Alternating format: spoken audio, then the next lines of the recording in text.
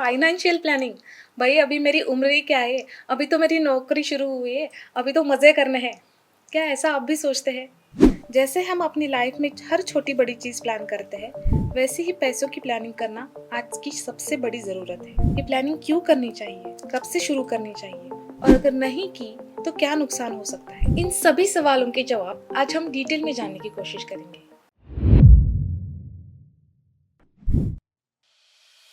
Financial planning के क्षेत्र में 15 वर्षों का अनुभव रखने वाली सेबी रजिस्टर्ड एडवाइजर और सर्टिफाइड फाइनेंशियल प्लानर प्रियदर्शनी मूले जी आज हमारे साथ हैं। तो हेलो प्रियदर्शनी। नमस्ते। हेलो। मैं आपसे पहला प्रश्न यही पूछना चाहूँगी कि क्या आपने अपनी 20s में फाइनेंशियल प्लानिंग किया था?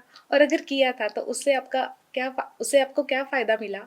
और अगर नहीं किया था तो उससे कुछ फ़र्क पड़ा आपको? ओके। सो 20s में टिल मिड 20s हम पढ़ाई पढ़ाई शुरू थी और एक मनी मैनेजमेंट के प्रैक्टिकल लेसन्स वो फेज में मुझे मिल गए। आई वॉज स्टडिंग आउटसाइड, सो घर के दूर रहने के बाद जो पॉकेट मनी मिलता था उससे ही 2-3 महीने के खर्चे मैनेज करने होते थे। सो जो फिक्स्ड एक्सपेंसेस है, जो वेरिएबल एक्सपेंसेस है, उसको कैसे मैनेज करना है, बजटिंग कैसे करना है, और उसमें से भी सेव करके कुछ ना कुछ पेरेंट्स को दिखाने का जो खुशी मिलती थी वो बहुत अलग थी। और ये प्रैक्टिकल लेसन्स जब जॉब शुरू हुआ, जब फर्स्ट सैलरी हाथ में आ गई, तो वहाँ से वैल्यू ऑफ मनी और ज़्यादा समझ में आने लगी। तो खर्चे तो वही थे, क्योंकि घर से बाहर ही रहना होता था, लेकिन वो एक्सपेंस मैनेज करके, बजटिंग करके फिर भी कुछ ना कुछ ऐसे खरीदना है जो पॉकेट मनी से नहीं खरीद सकते थे, या ऐसे कुछ इन्वेस्टमेंट्स के लिए अभी तो शुरुआत करनी है। So luckily I was in this field only. तो अर्ली इन्वेस्टमेंट का और उसके जो फ़ायदे होते हैं वो पहले से पता थे, इसलिए वो फिनेंशियल प्लानिंग और investment planning side by side शुरू हो गया था। तो ये जो प्रैक्टिकलिटीज़ जो मैंने ये फेज़ में सीखी, उसका आज तक मुझे यूज़ हो रहा है। अक्सर ऐसा होता है कि मैं अपनी 20s में हूँ, मेरी पहली ही नौकरी है, तो मैं ये क्यों मतलब मुझे आईफ़ोन लेना है, मुझे गाड़ी लेनी है और मुझे मज़े करने हैं 5 साल तो तो मैं क्यों इन्वेस्टमेंट करूँ? क्या ऐसी सोच गलत है? ये सोच बिल्कुल भी गलत नहीं है, ये हमारे सबके एस्पिरेशंस होता है। ये सबके लाइफ में एक तो ये फेज़ आती ही है कि पढ़ाई ख़त्म करके हम जब हमारा करियर शुरू होता है, हमारी खुद की कमाई, सैलरी शुरू होती है, तो ऐसे बहुत सी चीज़ें होती है कि जो खरीदनी है या कहीं पे जाना है, कुछ एक्सप्लोर करना है, तो वो हम करते रहते हैं। फ्रेंड्स ने कहा, फ्रेंड्स जा रहे हैं इसलिए हम कहीं आउटिंग पे निकल गए, या किसी ने ऐसा अच्छा वाला गैजेट खरीदा तो वो हमने खरीद लिया। तो ये बिल्कुल भी गलत बात नहीं है। गलत ये है कि हम उसको बैलेंस नहीं करते। ओके। जो सैलरी या इनकम आ रहा है वो पूरा का पूरा अगर खर्च कर रहे हैं, हमारे जो नीड बेस्ड एक्सपेंसेस है वो अलग है। कहीं पे रेंट देना है या हमारे यूटिलिटी बिल्स है, ईएमआईज होते हैं, वो अलग है। लेकिन ये डिस्क्रिशनरी एक्सपेंसेस पे ही हम अगर ज़्यादा खर्चा करने लगे तो सेविंग्स नहीं होंगे। और ये सेविंग्स की हैबिट करियर के शुरुआत में या इनकम जब अर्निंग की शुरुआत में ही हम जितना अच्छे से कर सके, उतना फिनेंशियल प्लानिंग का जो बेस है वो बिल्ड हो जाएगा। इसलिए ये सोच गलत नहीं है, थोड़ा बैलेंस करना चाहिए कि मेरे खर्चे कितने हैं और मुझे सेविंग्स कैसे करने हैं उसमें से भी, और सेविंग्स करने के बाद मुझे अच्छे से इन्वेस्टमेंट्स के लिए कैसे शुरुआत करनी है। सो ये सोच भी उसके साथ रखनी चाहिए। लेकिन ऐसा होता है ना कि पैसे तो हम सब ध्यान से ही खर्च करते हैं, लेकिन फिर भी फाइनेंशियल इन्वेस्टमेंट क्यों मतलब फाइनेंशियल प्लानिंग क्यों होना चाहिए? फिनेंशियल प्लानिंग हमें एक स्ट्रक्चर देता है। अ, हम हमेशा हमारे सोच के हिसाब से, मनी पर्सनैलिटी हमारी सबकी अलग अलग है, तो हमारे नीड्स के हिसाब से हमारा मनी मैनेजमेंट, एक्सपेंस मैनेजमेंट, थोड़ा थोड़ा इन्वेस्टमेंट प्लानिंग सब करते हैं। लेकिन क्या होता है कि उसको स्ट्रक्चर मिलना बहुत ज़रूरी है। ये जो पैसे आ रहे हैं, कहाँ पे और कैसे इन्वेस्ट होंगे, ये क्यों इन्वेस्ट होंगे, वो फिनेंशियल ऑप्शन जो है, इन्वेस्टमेंट ऑप्शन, वो मुझे कितना समझ में आता है, उसका मुझे आगे जाके कौन से गोल के लिए फ़ायदा होने वाला है, मेरे गोल्स क्या है, ये जो फिनेंशियल बेसिक कंसेप्ट्स है वो मुझे कितने क्लियर है, उसका नॉलेज मुझे कितना है, या फिर आगे जाके मुझे डिसिप्लिन जो रखना है फिनेंशियल प्लानिंग में या इन्वेस्टमेंट प्लानिंग में या एक्सपेंस प्लानिंग में, तो वो डिसिप्लिन आना भी ज़रूरी है। तो फिनेंशियल प्लानिंग हमें ये स्ट्रक्चर और ये डिसिप्लिन देता है, इसलिए आगे जाके हम कभी सब्जेक्टिव नहीं हो पाते, क्योंकि ऐसे कई बार होता है कि थोड़े एक्स्ट्रा पैसे हैं और ये ऑप्शन देख लिया, कुछ इन्फॉर्मेशन आ गया इंटरनेट पे, अच्छा रिटर्न दे रहा है, वहाँ पे इन्वेस्ट कर दिया, या इन्वेस्ट नहीं किया तो कहीं पे खर्च हो गए। तो ये जो सब्जेक्टिविटी आ जाती है मनी मैनेजमेंट में, उसको डिसिप्लिन देना ये फिनेंशियल प्लानिंग का काम है। इसलिए हम सब अपने अपने तरीके से अगर मनी मैनेजमेंट कर भी रहे हैं तो भी फिनेंशियल प्लानिंग उसके लिए बहुत ज़रूरी है। ओके। जब मैं खुद नौकरी कर रही थी तो मुझे ऐसा लगा कि अभी मैं तो यंग हूँ, तो मुझे टर्म इंश्योरेंस, मेडिक्लेम इसकी ज़रूरत नहीं है, तो वहाँ मेरे पैसे वेस्ट हो सकते हैं। तो क्या 20s या 25 में मुझे ये टर्म इंश्योरेंस या मेडिक्लेम में पैसे इन्वेस्ट करने चाहिए? Okay, so first of all insurance is never an investment. बहुत से बार ऐसे होता है कि इंश्योरेंस को हम इन्वेस्टमेंट के नज़रिए से देखते हैं कि बेसिकली लाइफ इंश्योरेंस में ऐसे होता है कि पॉलिसी ले ली, 15-20 साल तक प्रीमियम पे कर रहे हैं, लेकिन रिटर्न क्या आएगा, ये तो पहला सवाल होता है जो हम पूछ लेते हैं। ये गलत बात है। Insurance is always an insurance, and insurance को इन्वेस्टमेंट से अलग रखना चाहिए। जब हम ये मिक्स करते हैं तो ना हमें पूरा का पूरा इंश्योरेंस कवर अच्छे से मिल जाता है जो हमारे लिए रिक्वायर्ड है, ना हमारे इन्वेस्टमेंट के रिटर्न प्योरली हमारे हाथ में आ जाते हैं। सो 20-25 ईयर तक हमें ये देखना चाहिए कि हमारे फिनेंशियल रिस्पॉन्सिबिलिटीज़ कितने हैं। फॉर एग्ज़ाम्पल अगर ऐसे मिडिल क्लास या ऐसे कोई भी फिनेंशियल सेटअप में, फैमिली में अगर ऐसे है कि मेरी सैलरी से बहुत ज़्यादा फिनेंशियल रिस्पॉन्सिबिलिटीज़ निभाई जा रही है, देन मुझे टर्म इंश्योरेंस ज़रूर लेना चाहिए। तो लाइफ इंश्योरेंस मतलब टर्म इंश्योरेंस, कोई भी और तरीके का इंश्योरेंस जो पॉलिसीज़ है वो मिक्स होता है इंश्योरेंस और इन्वेस्टमेंट का। लेकिन term insurance is a very good expense. जो प्रीमियम हम पे करते हैं वो कभी वो इंश्योरेंस हमारे लिए नहीं होता, हमारे फैमिली के लिए या जो हम पे फिनेंशियली डिपेंडेंट है उनके लिए होता है। तो एक टर्म तक हम वो प्रीमियम पे करते हैं। अनफॉर्चुनेटली अगर वो टर्म में, वो पीरियड में if the insured person dies, फिर वो टर्म इंश्योरेंस का जो सम अश्योर्ड है वो उनके डिपेंडेंट्स को या नॉमिनी को मिल जाता है। तो टर्म इंश्योरेंस उनके लिए ज़रूरी है जिनके ऊपर फिनेंशियल रिस्पॉन्सिबिलिटीज़ है। अगर मेडिकल इंश्योरेंस की बात करें, हेल्थ इंश्योरेंस की, तो आजकल ऐसे है कि जॉब अगर है तो एम्प्लॉयर ने दे दिया, तो वो अच्छा खासा अगर कवर आ रहा है या मेरे खुद के सैलरी से कुछ प्रीमियम उसमें नहीं जा रहा है, देन हमें लगता है कि वो ठीक है, एक तो है इंश्योरेंस हमारे साथ। लेकिन प्राइवेट सेक्टर में इट इज़ अ टेंडेंसी कि कोई अच्छा जॉब प्रोस्पेक्ट आ गया, करियर ग्रोथ करनी है तो जॉब चेंज कर दिया। सो एम्प्लॉयर टू एम्प्लॉयर ये हेल्थ इंश्योरेंस के टर्म्स कंडीशंस चेंज हो सकते हैं। और अभी आजकल ये भी ट्रेंड है जेंसीज में कि थोड़ा माइक्रो रिटायरमेंट लेके देखेंगे, कुछ नया एक्सप्लोर करेंगे, या फिर करियर के लिए कुछ बीच में ब्रेक ले लिया। तो ये जो फेज़ होती है उसमें हमें विदाउट हेल्थ इंश्योरेंस कवर नहीं रहना चाहिए। इसलिए बैकअप में साइड बाय साइड एक stand alone personal health insurance बहुत ज़रूरी है। सो अगर खर्चों के हिसाब से देखें then insurance premiums are a very good expense which are हमारे फैमिली के लिए भी है and which are for our future. Yes.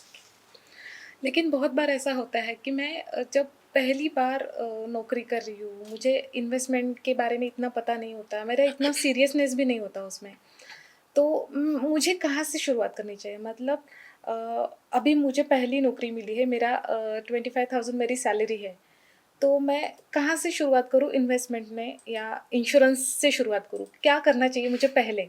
Okay, so first step जैसे मैंने कहा कि शुरुआत हमारी सेविंग्स हैबिट से होनी चाहिए। तो 25,000 सैलरी है लेकिन मेरे खर्चे कितने हैं और मैं कितना उसमें से मैक्सिमम सेव कर सकती हूँ, ये मुझे देखना है पहले।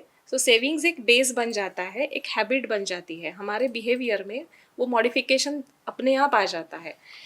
उसके बाद उसकी सेविंग का जो यूज़ है वो मुझे फर्स्ट स्टेप है मेरा इमरजेंसी फंड, क्योंकि आज सारे करियर्स थोड़े ना थोड़े अनसर्टेनिटी लेवल पे चलते हैं। तो अनफॉर्चुनेटली कहीं पे जॉब लॉस है या कहीं पे मुझे ही ब्रेक लेना है और आगे कुछ करना है करियर में, तो वो पीरियड में या कोई भी इमरजेंसी मुझे अगर फेस करनी है तो वो इमरजेंसी फंड मेरे काम में आ जाएगा। So first step is your emergency fund. फिर आता है अलॉन्ग विद दैट आपके इंश्योरेंसेस। तो जैसे हमने अभी चर्चा की हमारे इंश्योरेंसेस के बारे में, तो मुझे वो चेक्स करने हैं। अगर टर्म इंश्योरेंस ज़रूरी है तो टर्म इंश्योरेंस ले लिया। हेल्थ इंश्योरेंस तो हम सब के लिए ज़रूरी है। हमारा हेल्थ और हमारा एज अगर हमारे हाथ में है अभी, तो जितना जल्दी लेंगे उतना अच्छा है। तो ये फर्स्ट स्टेप है, ये फिनेंशियल प्लानिंग का हम फाउंडेशन बोल सकते हैं। और उसके बाद आता है इन्वेस्टमेंट्स। तो हमारे गोल्स के हिसाब से हम धीरे धीरे, जैसे ही हमारे सेविंग्स है, इनकम तो बढ़ता जाता है करियर ग्रोथ के हिसाब से, तो फिर इन्वेस्टमेंट्स को धीरे धीरे शुरुआत करनी चाहिए हमारे गोल्स के हिसाब से। लेकिन इन्वेस्टमेंट में मैंने कहाँ से शुरुआत, मतलब हम हमेशा एफडीज में या गोल्ड में इन्वेस्ट करते हैं, तो क्या ये सही है स्टेप बाय स्टेप जाने के लिए, एफडी या गोल्ड? सारे इन्वेस्टमेंट ऑप्शंस अपने अपनी जगह पे सही है। एफडी हो, गोल्ड हो या फिर म्यूचुअल फंड्स हो, हर एक इन्वेस्टमेंट ऑप्शन के अपने अपने फीचर्स है, प्रोज कॉन्स है। हमें हमारा गोल पहले डिसाइड करना है, फिर इन्वेस्टमेंट टेन्योर वो गोल को अचीव करने के लिए कितना लगेगा वो हमें मालूम पड़ जाता है। और उसके हिसाब से हम थर्ड पैरामीटर रहेगा हमारा रिस्क प्रोफाइलिंग। तो शुरुआत में अगर मुझे equity market, share market, mutual fund से कुछ भी समझ में नहीं आता, तो मुझे धीरे धीरे मैं आरडी से भी शुरुआत कर सकती हूँ, रिकरिंग डिपॉजिट से। तो मेरा सेविंग के साथ साथ इन्वेस्टमेंट भी हो रहा है, कुछ रिटर्न्स उसके हाथ में आ रहे हैं। फिर एक्सप्लोर करना है लॉन्ग टर्म गोल्स के लिए, तो म्यूचुअल फंड्स का सहारा ज़रूर ले सकते हैं।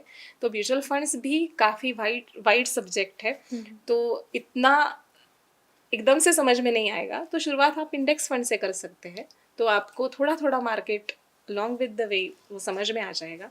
और फिर एसआईपी से आपके डिसिप्लिन्ड इन्वेस्टमेंट भी हो जाएगा। धीरे धीरे आपका गोल आप अचीव कर पाओगे। ओके। हमेशा ऐसा कहा जाता है कि हम जब इन्वेस्टमेंट करते हैं तो वो इन्वेस्टमेंट कोई भी एक एसेट में नहीं होना चाहिए, वो डाइवर्सिफाई होनी चाहिए। तो क्या ये सही बात है और इसके फ़ायदे क्या होते हैं? ओके, सो वो इंग्लिश में हम कहावत है ना, वो don't put all eggs in one basket, वो बहुत सही है। अगर हम असेट एलोकेशन या डाइवर्सिफिकेशन, ये दोनों अलग चीज़ें हैं। डाइवर्सिफिकेशन की बात करें तो सिंपल एग्जांपल हमारी जो मिल वेज थाली होती है उसका दे देंगे। घर में हमारे सिर्फ दाल चावल कभी नहीं बनेगा या सिर्फ रोटी सब्जी नहीं खाएंगे, पूरा रहेगा, उसके साथ अचार भी रहेगा, सलाद भी रहेगा। तो ये ट्रेडिशनली हम क्यों फॉलो कर रहे हैं? क्योंकि हर एक का न्यूट्रिशन लेवल, हर एक का क्वांटिटी हमारे कंजम्पशन के लिए अलग अलग फ़ायदे देता है, इसलिए। तो डाइवर्सिफिकेशन का भी वही फ़ायदा है हमें, कि कोई भी एक असेट क्लास में अगर इन्वेस्टमेंट हो रही है तो हमारा रिस्क कॉन्सेंट्रेटेड हो रहा है वही असेट क्लास में।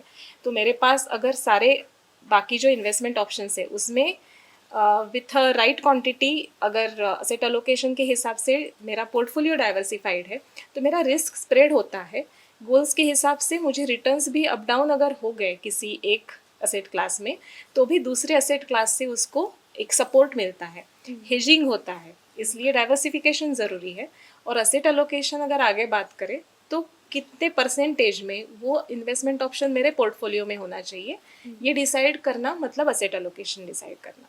तो इसके हिसाब से थोड़ा गोल्ड, थोड़ा एफडीज या थोड़ा म्यूचुअल फंड्स, ऐसे जो सूटेबल ऑप्शंस है, यहाँ पे हम पोर्टफोलियो हमारा डिज़ाइन कर सकते हैं। ओके।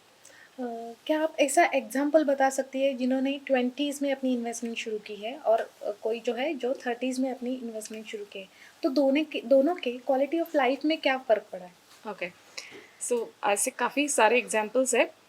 20s की जो शुरुआत होती है फिनेंशियल प्लानिंग की, सो ये एज ग्रुप में people come with fresh perspectives. और अभी मैंने रिसेंटली देखा है कि they are clear on their goals. So ऐसे ये क्लाइंट्स थे इन हिज 20s, तो उनको पता था कि घर लेना है, उनकी ज़रूरत थी तो वो कब लेना है, इमरजेंसी फंड इतना चाहिए, करियर के बारे में he was very very focused. तो उनको पता था कि आगे उनको लाइफ में क्या करना है, उनका सेविंग कैपेसिटी कितना है, and he was ready to work hard for that to achieve those goals. तो उसके हिसाब से उनका प्लानिंग किया। When he eventually got married, उसके हिसाब से भी उनकी वाइफ शी वॉज वर्किंग, तो उनके फिनांसेस को क्लब करके भी उनका फिनेंशियल प्लानिंग आगे गया। वो दोनों के गोल्स उस वक्त क्लियर थे कि उनको आगे क्या करना है, तो उसके हिसाब से उनके फिनेंशियल प्लानिंग में भी वैसे बदलाव आ गए और उनका फिनेंशियल प्लानिंग चलता रहा। तो और वो जो बिहेवियर मॉडिफिकेशन हम बोलते हैं फिनांसेस में, तो वो दोनों का इनिशियल स्टेज से ही शुरू हो गया था। सो ये फ़र्क होता है जब लॉन्ग टर्म में देखते हैं। तो 30s में या 40s में क्या होता है, people come with their own experiences. Hmm. तो कहीं ना कहीं रैंडमली किया हुआ इन्वेस्टमेंट्स होते हैं, या फिर कई सारे ऐसे गलत डिसीजंस भी लिए होते हैं, या ऐसे होता है कि डिसीजंस सही थे लेकिन रिस्पॉन्सिबिलिटीज़ इतनी थी कि पोर्टफोलियो में रिटर्न्स उतने नहीं आए, कहीं पे और चले गए पैसे। तो उनके हाथ में टाइम लिमिट बहुत कम होता है 30s या 40s में, तो मंथली इन्वेस्टमेंट का जो रिक्वायरमेंट है वो बढ़ जाता है। वेयर एज कंपेरेटिवली हम 20s में शुरुआत करते हैं तो हमारे हाथ में समय ज़्यादा होता है टिल आवर रिटायरमेंट, तो मंथली इन्वेस्टमेंट का रिक्वायरमेंट भी कम होता है। हमारा बिहेवियर मॉडिफिकेशन अच्छे से हो जाता है towards our own money. 30s 40s में हमें वो थोड़ा मॉडिफिकेशन के लिए थोड़ी तकलीफ हो सकती है, लेकिन हमारे पास जो एक्सपीरियंस होता है उससे हम डिसिप्लिन तरीके से आगे जा सकते हैं। इसका मैं एक उदाहरण देना चाहूँगी, क्योंकि मैंने टर्म इंश्योरेंस मेरे 35 में लिया था। तो जब मेरे बच्चे की फ़ीस भी मुझे भरनी है, मेरे मुझे घर पे भी खर्चे करने हैं, और मुझे टर्म इंश्योरेंस के भी इंस्टॉलमेंट्स भरने हैं, Yes. तो वो बहुत ज़्यादा एकदम से आया था। तो मैंने वो पहले शुरू किया होता शायद, तो वो अच्छे से और होता। Yes, ये तो एक absolutely. एग्जांपल मेरा खुद का ही है। तो मैं ऐसा पूछना चाहती हूँ, मैंने अभी-अभी नौकरी शुरू की है, मेरी सैलरी अच्छी है, मेरी इन्वेस्टमेंट शुरू की है, और मुझे 10-15 साल तक तो कोई पैसे नहीं चाहिए, ऐसा मुझे लगता है। मतलब मुझे ज़्यादा खर्च नहीं करने हैं। तो ऐसी कौन-सी इन्वेस्टमेंट है, जो मैं 10 से 15 साल तक लॉन्ग टर्म के लिए कर सकती हूँ? ओके, अच्छा सवाल है, क्योंकि लॉन्ग टर्म इन्वेस्टमेंट्स के बारे में काफ़ी जगह पे बहुत ज़्यादा मटेरियल या इन्फॉर्मेशन अवेलेबल है अभी। लॉन्ग टर्म मतलब 10-15 साल तक मुझे अगर ज़रूरत नहीं है पैसों की, तो 2-4 ऑप्शंस ऐसे हैं जहाँ पे हम इन्वेस्ट कर सकते हैं। सो इतना लॉन्ग टर्म है तो डेफिनेटली हमें इक्विटी लिंक्ड म्यूचुअल फंड्स जो है हुँ, वहाँ पे हम एसआईपी शुरू कर सकते हैं। अगर मेरा फिक्स्ड इनकम है तो डेफिनेटली पर मंथ मेरा डिसिप्लिन्ड इन्वेस्टमेंट हो जाएगा। लेकिन ये देखना है वो म्यूचुअल फंड मेरे टेन्योर के हिसाब से और मेरे अंडरस्टैंडिंग और रिस्क प्रोफाइलिंग के हिसाब से मेरे लिए सही है। एक बार शुरू कर दिया इन्वेस्टमेंट तो विद डिसिप्लिन कंटिन्यू करना है, और रेगुलरली उसको रिव्यू करना है, ताकि कुछ भी चेंजेस है तो हम ऑन टाइम कर सके हमारे इन्वेस्टमेंट्स में। उसके साथ हम 10-15 साल के लिए अगर मेरा जॉब है और एम्प्लॉयमेंट प्रोविडेंट फंड अगर अवेलेबल है तो डेफिनेटली वो कंटिन्यू करना चाहिए। ईपीएफ के साथ कई जगह पे वीपीएफ भी आता है, वॉलेंटरी प्रोविडेंट फंड, वो भी हम ऑप्ट कर सकते हैं अगर मेरे पास उतना सरप्लस है और मैं fixed investment per month afford कर सकती हूँ उतना। तो ईपीएफ हो गया, वीपीएफ हो गया, उसके साथ पब्लिक प्रोविडेंट फंड है। तो जॉब नहीं है, मैं सैलरीड नहीं हूँ लेकिन प्रोफेशनल हूँ, तो पीपीएफ तो डेफिनेटली अकाउंट ओपन हो सकता है पब्लिक प्रोविडेंट फंड में। सिक्योर्ड या फिर गवर्नमेंट बैकअप इन्वेस्टमेंट है, डिसिप्लिन तरीके से 15 साल तक मेरा इन्वेस्टमेंट हो जाएगा, कंपाउंडिंग इफेक्ट भी उसमें आ जाएगा। तो ऐसे ऑप्शंस है, उसको सही तरीके से एलोकेट करके हम यहाँ पे इन्वेस्टमेंट कर सकते हैं। तो ये सही तरीका क्या है? मतलब मैं सेविंग में कितना रखूँ? कितना इन्वेस्ट करूँ मतलब? और कितना खर्च करूँ? ये खर्च ज़्यादा होता है हाँ। इस उम्र में, तो ऐसा कोई स्टैंडर्ड फॉर्मेट या रूट फॉर्मेट है कि यहाँ पे इतना इतना इतना हमें करना चाहिए, मतलब 25% इतना, 25% इन्वेस्टमेंट, 50% खर्चा? ओके, सो थंब रूल्स और स्टैंडर्ड रेशोस तो काफ़ी सारे हैं, लेकिन ये समझना चाहिए हम हर एक का फिनेंशियल सिनेरियो अलग अलग अलग है, है, सैलरीज अलग है, हमारे खर्चे अलग है, रिस्पॉन्सिबिलिटीज़ अलग है। तो ये थंब रूल्स हमें एक गाइडेंस की तरह यूज़ करने चाहिए। तो मैक्सिमम ये देखना चाहिए तो ऑब्वियसली डिस्क्रिशनरी एक्सपेंसेस हमारे कम से कम हो, जितना हम प्लान करें, जितना हम कंटेंट रहे, उतना डिस्क्रिशनरी एक्सपेंसेस कम हो जाएंगे। रेशोज़ या परसेंटेज की बात करें, then out of 100 up to 40% तक तो मिनिमम सेविंग्स और इन्वेस्टमेंट अभी होना ही चाहिए। ओके। बाकी 30% तक हमारे ईएमआईज, ये जो लोन्स लाइबिलिटीज़ है उसके लिए, और बाकी जो 30 है उसमें से हमारे खर्चे होने चाहिए सिर्फ 30%? सिर्फ 30%, क्योंकि अगर ये ईएमआईज वगैरह अभी इतना ज़्यादा हो गया है, नीड बेस्ड एक्सपेंसेस के लिए हमें लोन्स लेने की ज़रूरत पड़ सकती है, तो ईएमआईज को तो थोड़ा रखना पड़ेगा वो पेमेंट्स के लिए। बाकी 30% में से खर्चे निकल सकते हैं। अगर कोई यंगस्टर है जिस पे बहुत सारी जिम्मेदारियां हैं, वो अभी इन्वेस्टमेंट या फाइनेंशियल प्लानिंग ही नहीं कर सकता, तो फिर भी ऐसी कौन सी 3 गलतियां हैं जो उसे टालनी चाहिए, उसे अवॉइड करनी चाहिए? ओके, सो रिस्पॉन्सिबिलिटीज़ है, इसका मतलब उनके फिजूल के खर्चे बहुत ही कम रहेंगे क्योंकि हम्म। उनको रिस्पॉन्सिबिलिटीज़ निभानी है। तो दो तीन ऐसी गलतियां ना करें। एक तो निग्लिजेंस बहुत कम रखना है कि आज नहीं तो कल ये सिचुएशन आ जाएगी कि सरप्लस रहेगा तो इन्वेस्टमेंट्स या फिनेंशियल प्लानिंग हो सकता है। सो ये कभी ही नहीं हो सकता है, एटीट्यूड नहीं रखना है हमें। करियर ग्रोथ या इनकम ग्रोथ कैसे हो उसके लिए हमें देखना है। दूसरा ये है कि हाथ में पैसे कम है, इन्वेस्ट नहीं कर सकते, तो कोई ऐसे क्विक रिटर्न वाला स्कीम आ गया, उसमें किसी ने कहा तो मैंने इन्वेस्ट कर दिया कि ऐसे ताकि वहाँ से पैसे आ गए। तो टेंशन वो में ये बहुत बार होता टेंशन है। में होता है। या हाँ। कहीं पे ट्रेडिंग में पैसे, शेयर हम्म। मार्केट ट्रेडिंग में विदाउट नॉलेज हमने अगर वहाँ पे एक्सप्लोर किया तो लॉस होने के भी चांसेस होते हैं, तो ऐसे ना करें। और तीसरा ये है कि अभी मुझे ज़रूरत नहीं या नहीं कर सकते इसलिए मुझे नॉलेज ही नहीं चाहिए फिनेंशियल प्लानिंग या कंसेप्ट्स के बारे में। नॉलेज तो गेन कर सकते हैं। नॉलेज तो डेफिनेटली गेन कर सकते हैं। अभी इंटरनेट पे काफ़ी सारा मटेरियल अच्छे से अवेलेबल है, वो ले सकते हैं, वो पढ़ सकते हैं। काफ़ी अच्छे ब्लॉग्स है या फिर मेन स्ट्रीम मीडिया है, वो इतना अवेयरनेस अभी क्रिएट कर रहा है। अपने अपने लैंग्वेज में आप वो पढ़ सकते हैं। नॉलेज तो गेन करके रखें ताकि जब समय आए तो आप वो इम्प्लीमेंट अच्छे से कर पाएँ।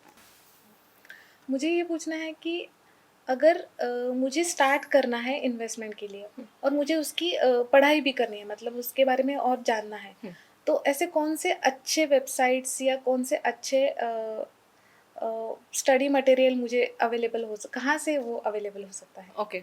सो मैं ये कहना चाहूँगी कि इंटरनेट पे जो अवेलेबल होता है वो काफ़ी सारा इन्फॉर्मेशन अवेलेबल होता है। लेकिन वो बहुत सारा इन्फॉर्मेशन मिक्स होता है, मिक्स उसमें होता है। सच क्या और झूठ क्या ऐसा पता ही नहीं इसलिए चलता। तो इसलिए तो जो कंसेप्ट है, कंसेप्चुअल क्लैरिफिकेशन के लिए काफ़ी अच्छे ब्लॉग्स हैं जो आप ले सकते हो, पढ़ सकते हैं। और हमेशा सहारा मेन स्ट्रीम मीडिया का लेना चाहिए क्योंकि उनकी इन्फॉर्मेशन जो होती है या उनके जो सेगमेंट्स होते हैं पर्सनल फाइनेंस के बारे में भी अच्छा मटेरियल अवेलेबल है। जो मेन स्ट्रीम मीडिया आता है वो ऑथेंटिकेट इन्फॉर्मेशन दे सकता है। तो वो ऐसे मेन स्ट्रीम मीडिया में जो Credibility मटेरियल होती है अवेलेबल है, उनकी। क्रेडिबिलिटी होती है, तो अनबायस्ड तरीके से वो इन्फॉर्मेशन प्रोवाइड करते हैं। तो वो वैसे आप ज़रूर पढ़ें। और बेसिक कंसेप्ट क्लियर होनी चाहिए, बेसिक मतलब। हाँ। कंसेप्ट्स क्लियर होने चाहिए। Okay okay.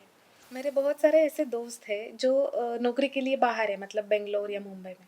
तो कई बार ऐसा होता है कि वो 2-3 साल एक्सपीरियंस लिया तो उन्हें लगता है कि हाँ, अब हो गया, मैं सेटल हो गया हूँ, तो अभी मुझे घर लेना चाहिए। तो क्या ये रिस्क है या क्या लगता है आपको? सो ये तो नीड बेस्ड गोल भी हो सकता है कि अभी घर से दूर रह रहे, यहाँ पे अभी जॉब अभी अच्छे से लग गई है तो यहाँ पे ही सेटल होना है तो एक घर ले लेते। लेकिन अभी हर एक इंडस्ट्री में करियर्स बहुत सी वॉलेटाइल हो चुकी है। तो पहले 3-4-5 साल तक मुझे मेरे करियर का पाथ डिसाइड करना है। अच्छे करियर प्रोस्पेक्ट के लिए अगर मैंने जॉब चेंज कर दिया तो ये शहर में जो मेरा घर है वो मेरे लिए यूज़फुल नहीं रहेगा। सो पहले 5 साल तक मुझे खुद के लिए इन्वेस्ट करना है।